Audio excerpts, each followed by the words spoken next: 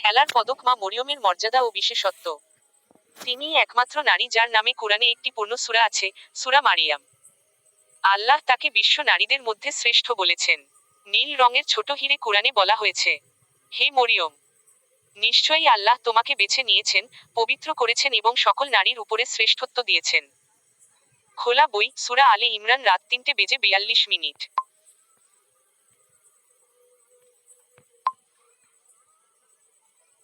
দুটি সংক্ষেপে গুরুত্বপূর্ণ তথ্য।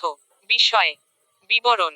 পুরো নাম মরিয়ম বিনতে ইমরান, পিতা ইমরান, মাতা হান্না। তাফসির অনুযায়ী সন্তান ঈসা আলাইহিস সালাম।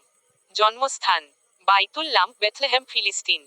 জীবনকাল আনুমানিক প্রথম খ্রিস্টপূর্ব শতাব্দী। বৈশিষ্ট্য: কুমারী অবস্থায় অলৌকিকভাবে সন্তান জন্মদান, পবিত্রতা ও ইবাদাতে অতুলনীয়।